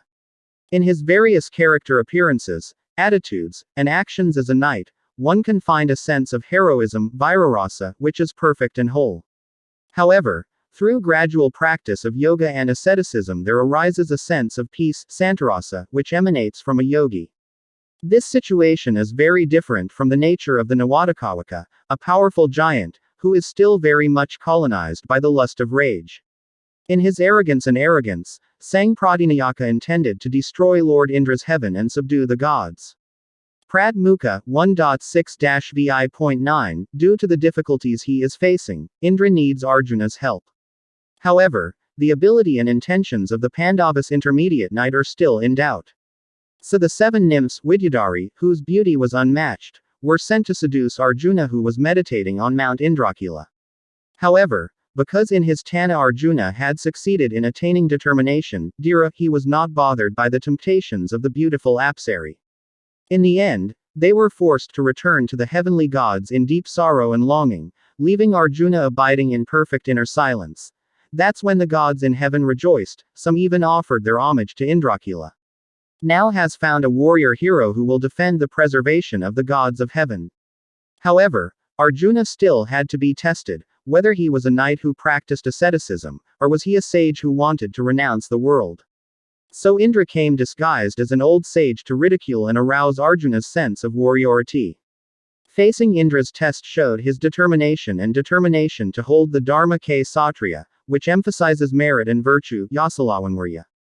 Because of his devotion and love, devotion versus compassion, to Kakanda sang Dharmaputra, Yudhishthira Sri Dharmatmaja, Arjun also meditated diligently. Because his goal is to become victorious and powerful in the world, Digjayawijaya, and want to do services to care for the whole world and do good to others, Mahewangratlawankaparahitan. For the sake of his dream, he dared to face anything, even to death. Now Indra's doubts disappeared, because he had found a virtuous knight who would be able to face the Nawadakawaka. He praised Arjuna as a knight who walked steadily and steadfastly in building his honor, Manadana, appropriately. However, Arjuna still had to be imprisoned in order to continue his efforts to obtain the Hyang Batara Aging gift. Because soon the beauty of God, Sang Hyang Hayu, will come to him. So Arjun also increased his business by not being careless, Tanapir appear. Garbha 7. 1xii.14, now the signs of success are beginning to appear. Arjuna, who was always on guard, appeared full of vigilance, Yatna, when facing the Mamangmarka's trials. He killed the giant emissary Nawadakawaka, who had turned into a fierce wild boar, with the aim of his arrow. Along with that, the Karada knight's arrow also pierced the boar's body. Because he wanted to show his heroism, Arjuna did not want to give in to Sang Karada. He bravely served the challenge of the foreign knights who belittled him with insulting words. Because he felt that his honor was being disturbed, Arjun became angry, Krodha. The Pandava knight's words were emphatic, but not rushed, Sahurirataragya. The attacks of Sang Karada and his companions were fiercely repelled, Kadiran, with fierce, Katara Arjuna fought, and with great vigilance, Saprayatna, he countered Karada's attacks. Arjuna wrestled with Sang Karada so hard that his helmet broke with the pearl scattering. He fought with tactics, injury, tightly embracing the leg of the Karada knight, who had knocked him to the ground. Suddenly Sang Karada disappeared, changing into Sang Hyang Siwarudra. So Arjuna bowed down and worshipped and adored the Supreme Being in his appearance. Because of his sincerity, he received the fourth supernatural gift Kadusakti. Also a bow, helmet, and armor, Laras Makuta Lawankawaka. The acceptance of sacred teachings in the form of skills in archery, Aji Dhanardhara Sastra. After Sang Hyang Batara Aging passed, Arjuna Sang Dhananjaya felt very happy, because of the gift he had received. He welcomed Indra's envoy, who then came to invite him to heaven, to immediately provide assistance in facing the threat of the Nawadakawaka.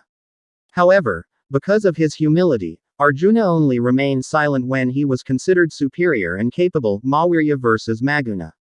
Vimarsa 13.121.7, in fact Indra saw Arjuna as the helper of the unprotected Kshatriya, who was victorious everywhere, Sarananinganathadigjaya. So in the trial of the gods the task for Arjuna and Suprabha was assigned.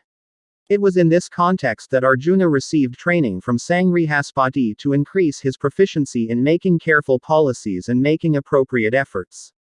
Then Arjuna, accompanied by Suprabha as his advisor and protector, headed to the land of Imamantaka. It was there that Suprabha pretended to surrender himself to the Nawadakawaka, with the excuse of wanting to avoid bad luck when heaven was defeated. With the efforts that he had designed together with Arjuna, full of spoiled gentleness, Suprabha flirted with him towards the magic giant who was overjoyed. So that finally he found out the secret of his supernatural powers and the way of death, which is what is in the inside of his mouth. When that was Arjuna destroying the city gate and causing trouble at Imamantaka. Truly the Nawadakawaka fooled Kausalib, because Suprabha then fled with Arjuna in the midst of the ongoing chaos. In the rage that raged, Sang Nawadakawaka immediately prepared his troops and set off to attack Indra's heaven. Realizing this in the trial of the gods, Indrapun decided to fight against the Imamantaka army. N. Arvahana 23. 1xxxvi.2, Indra departed with the army of the gods and fought against the giant reinforcements on the slopes of Mount Semeru.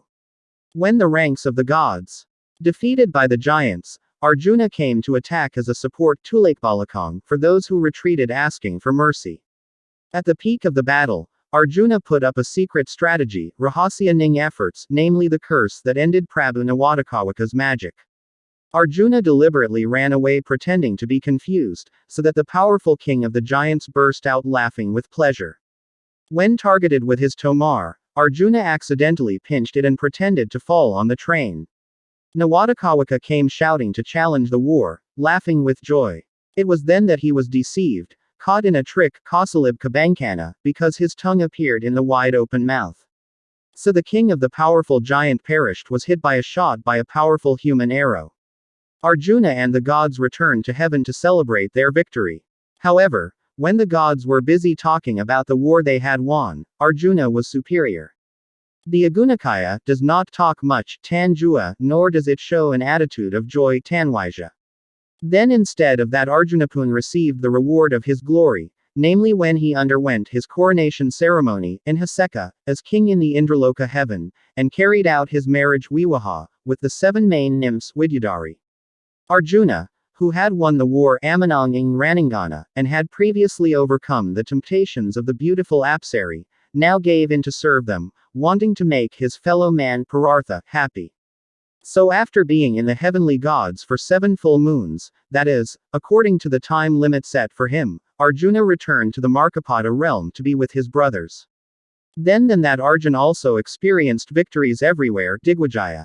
Part 3. Kakawan's understanding. The purpose of writing Kakawin Arjunaviwaha is in the context of dealing with war work, Angharep Samarakarya, namely Sri Erlanga's war preparations which are trying to unite Nusantara Jawadwipa, 1028-1035. Because it is not the chosen god, Istatawada, that is worshipped in this masterpiece, but the Kshatriya Arjuna as the image of the king himself. It is hoped that his union with Sanghyang Sakti can be realized through the image of Arjunaviwaha, namely the marriage of Sang Pandaputra to the 7 angels. In order to obtain the victory as depicted in the glory of Arjuna in heaven Kawijayan Sangpratharing Kayangan. So with the Kakawin he wrote, the Puyanga Kawi accompanied the king, Mangaring I Haji, namely accompanying him with knowledge and mantras Mangaringing Aji, so that he would be victorious in his noble struggle. As for Arjuna, he was a warrior, Sanganayaka, and a yogi who knew about the Supreme Being, the Paramartha Pandita, because he had lived through solitude, Sunyata. As a knight he strives for the perfection of merit and virtue, Yasalawanwarya, and works for the happiness of the whole world, Sukaningrat, in his superiority and heroism. Meanwhile, as a yogi he is not contaminated by the lusts of the 5 senses, Tan Sankang wizard. However, as a knight who had to foster the welfare of the world, it was as if he welcomed the worldly Elwarsangrahanglokika. So because of the obligation of his life dharma, even though he experiences a sense of peace and happiness in union with the god he worships, Santosa, he is willing to remain sealed in the veil of glory, Ahaladan Kelir, which separates him from the creator of the world, Sanghyang Jagatkarana. These are the attitudes, traits, and actions of the hero character, the Nayaka, who has gained glory in heaven, Kawijayan Tangkayangan. This victory is related to the help he has given to the divine gods, who are being threatened by the evil of Sang Nawadakawaka. So the seed of the story, Bija, is implied by the spirit of heroism, Virarasa, and at the same time an atmosphere of peace, Santarasa, which radiates from his life. So is the opponent of the hero Pratinayaka, is Sang Prabhu Nawadakawaka. A powerful giant Daitya, who ruled, boasted and triumphed everywhere in the world, Akyating Jagadigjaya. A hermit, Atapa, who is endowed with supernatural powers and excellence, Warawirya. Thanks to yoga and Tana he also accomplished his purpose, Krta Kirtiya, namely that he would not die at the hands of gods, Yaksas, Asuras, and Danawa. Because the barrier is only a powerful human, Manusasakti. So it is from Sanghyang Suwarudra himself that Sang Nawadakawaka has obtained the gift of power over the three worlds, Uswargati, Jagadraya. Because he worships Bhattara Bharawa he also gets inner supernatural powers, Siddhi cannot be chopped up, Achedya cannot be killed, Amarana, and has 8 abilities, Astaguna. However, it is all vanity, Vyartha, because he is bound by lust, Raga, which brings destruction, Hala. So like his envoy, the Mamangmurka, Yang, transformed into a wild boar, Wak, Raha likewise Sang Nawadakawaka as a being Pasu, who is bound Pasa, by the unity of the world, Maya. In his trance he wanted to destroy heaven, Swargaloka, subdue Bhattara Indra, Dewaraya, and seize Suprabha, Sri Sakti. So his failure to obtain Suprabha was due to arrogance of lust, Raja, and ignorance, Tamas, that enveloped his soul. Because of his passionate passion, he could not stand Suprabha's seduction, so he was hooked on Kahawan, the secret of his magic, which is the weakness that is on the tip of his tongue, Jiwagra. Because they are not vigilant, Yadna, towards supernatural humans, they are deceived Kausalibkabankana, by Arjuna's tricks, efforts. So the Nawadakawaka, who had cornered Indra in danger, Durnati versus Baya, finally fell into ruin. To the magic man, who will be able to defeat the Nawadakawaka, Indrapun turned away. Want to make him allies, friends, and helpers, Sahaya, in order to face the enemy, Satru. He is Arjuna, an ascetic yogi, Atapa, and a knight who aspires to win in war, Asadhyajaya ring Rana. However, only the tapa of a yogi king, Yajaswara, can give grace, Wara, and grace, Kirtanugraha. If his Tana is still influenced by low desires, Raja, and blindness of reason, Tamas, the power he gets will only be a source of destruction for himself and suffering for others. In fact, the supernatural man that Indra was looking for was a knight who was diligent in worshipping the supreme being, Siwazimurti, until he received bounty, Shraddha, from him. A knight whose mind is freed from the lust network of the 5 senses, Nirwisaya, so that he is in a state of clear silence, Alalong, free, Huwa, and happy immortal, Sukhadyatmika. So Arjuna is a powerful man, Manusa Sakti, Wangsakti, whom Indra asked his help to defend the divine heaven from the threat of danger.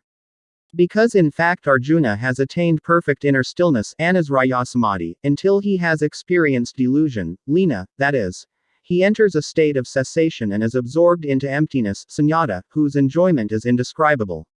At that time he put on a state of subtle-bodied, ing Sukmarira, immortal, Apindaniskala, and entitled Baka, Asari Niskala.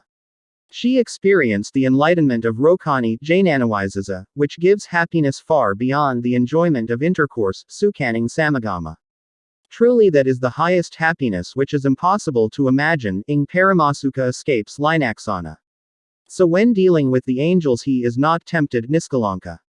Immovable, without, not clouded in clarity, silence, because it has reached a level of mental silence which tends no longer to separate among states, Nirvikalpa.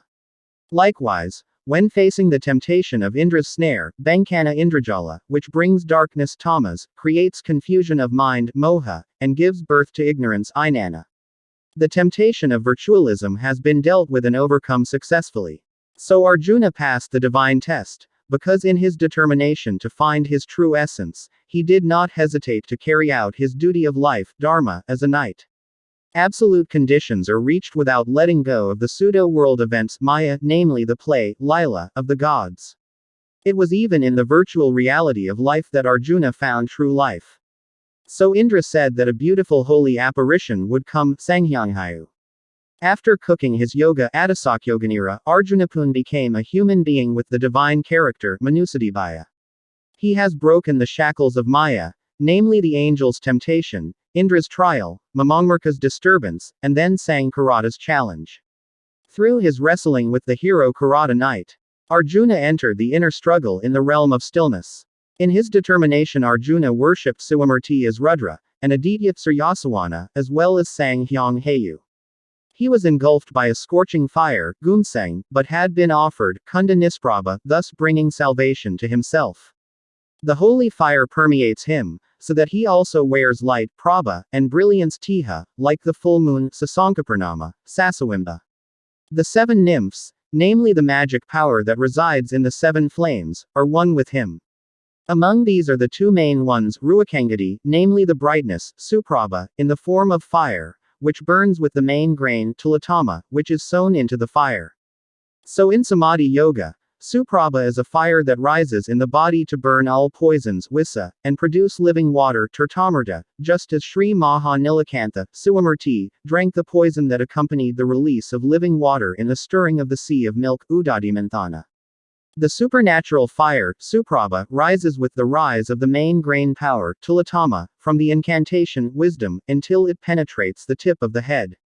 Then the breaking of Arjuna's helmet, Ruku Ira crushed, accompanied by the scattering of the jewel flower, Ratna, indicates the enlightenment of the Rokani. Arjuna hugging Kshatriya Karata's feet, Jongsangyang, symbolizes the ceremony for lowering the gods Deeparwadista, which is accompanied by the application of mantras to every part of the body, Nyasa. So the creator of the world is pleased to appear in the form of a man-woman, Ardhanariswara, namely the unity of Shiva Sakti, who resides on the lotus throne of Manikam, Padmasanamani. Arjuna was really adept at worshipping the gods, Nipuna Ring Dawapakarana, and it is true that he knew of the short idol for unified taste, Sangsiptapuja.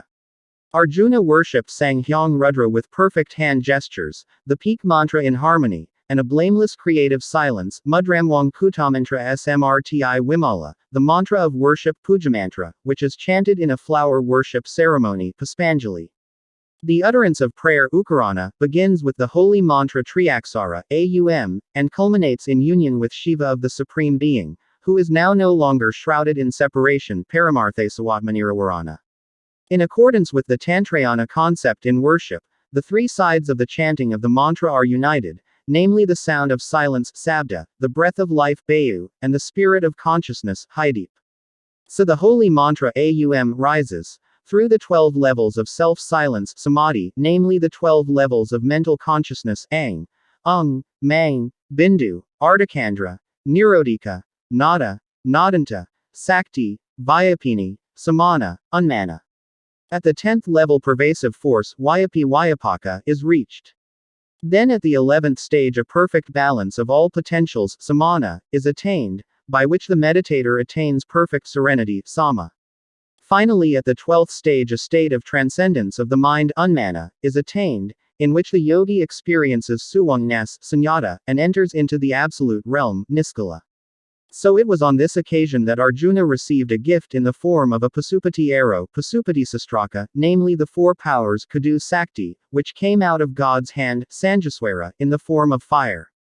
After Hyang Batara disappeared from the sight, Suksma, Arjuna felt as if he was not from this world, Rasa Tan Irat, because as if he had changed bodies, happiness could not return to suffering. Kadi Maslan Sarira, Sukha Tan Pabalik Prahati. Sukha Tan Pabalik Dukkha. Thus Arjuna then fought against the Nawadakawaka. In a battle of supernatural powers the powers of virtue, Dharma, are at war. The power of evil, Adharma. Arjuna struggled to overcome supernatural powers and supernatural powers, Siddhi. The use of Astramantra weapons, namely Sanghyang Pasupatastramantra, Sanghyang Tripuranta Kagnasara, and Sanghyang Narakasastra Sarirabandhana. So that is the mantra Astramantra, which is released by the movement of the mudra, Narakamudra, to kill the enemy, while protecting the body, Sarira, and binds the various forces to the universe, Digbandhana. Arjuna managed to kill the Nawadakawaka, after putting up a secret strategy, Rahasyaningusaha, and wearing magic about the curse back, Suksmajnananangintasapa. So, because he was trapped and deceived by deception, Kausalib Kabankana, Prabu Nawadakawaka finally died Paja, by fire arrows Agnisara. With the fall of the final curse, namely the curse back Antasapa Pralina, through Arjuna, Bhattara Shiva acted to end the gift Wekasankanganugraha, in the form of supernatural powers that had been given to the Nawadakawaka, and absorbed it back into himself. In the past, Arjuna had won the goddess Drupadi, Sridrupadatmaja, who became powerful for the kingdom of Amarta, namely the incarnation of Sri Lakshmi, through his marriage to the Pandavas Pankarajya. Now he has also won Suprabha, namely the power of Indra's kingdom, as a power that is one with him. So he who is still counted as the son of Indra, Sangmasyataya, becomes worthy to become the honorary king in the Indraloka heaven. As for the goddess Suprabha, Sri Sakti, it was power Dayaguna, which was fought over by Arjuna, Manusa Sakti, and Nawadakawaka, Daitya Sakti. Arjuna is a knight who has the right to marry Suprabha because he has succeeded in saving the kingdom of senses and restoring truth, Dharma, as the source of order in the universe. So within the framework of coronation Samadhi Yoga and Haseka, Arjuna is holy ordination, Diksa, which unites himself with the Supreme Being Paramarthesawatwa, and Arjuna's marriage Viwaha, is the fellowship of love Kama, which unites himself with the seven universal life forces Srisaptapsara Sakti. That's why Arjuna has won everywhere Digvijaya. Such was the struggle of Arjuna, the Pandava knight, who became a source of perfect exemplary. With the appreciation of spiritual enlightenment, clarity of mind, and inner happiness that Arjuna carried out his life obligations, Dharma, as a knight. In his belief, although he does not give up worldly responsibilities, in the end he also aims to attain moksha, Sanghyang Kalepas, namely nirvana, that is Suwang Nirbanasintya. In fact, carrying out the mandate of the knight yogi is to enter into the divine realm of life Maya, which is a mere trick of play Lila, as a state that shrouds ultimate authenticity. Play in it without getting carried away at once. That is an excerpt from Kakawin Arjuna Viwaha. What is clear is that the archipelago has no Indian character at all. The previous language of the archipelago was not the language in India and was not Sanskrit. We can prove it with the text that is written in italics above. Mahabharata book is an earlier Indonesian. Part 1 to Part 2. Santosaba works. Created as a discourse to scientists based on academic studies, in an effort to restore the true history of Indonesia. Indonesian Arya. By Santosaba. Exploration and research. Complete info. WhatsApp to +62 813 2132 9787.